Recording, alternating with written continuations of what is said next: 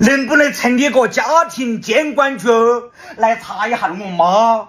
冰箱头冻了2-3年的肉，今天又超级拿给我吃。你们看嘛，那肉都是冻得焦黄了，吃中毒了算哪个的嘛？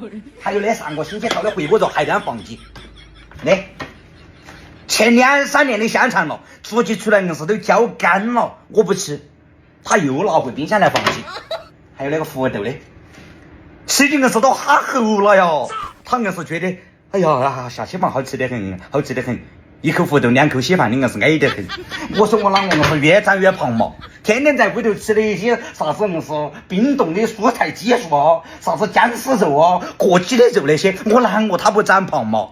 每回我说我在外头吃饭，他就说哎外头的那些冰冻肉哎呀不新鲜哦，结果硬是屋头的那些僵尸肉硬是更恼火。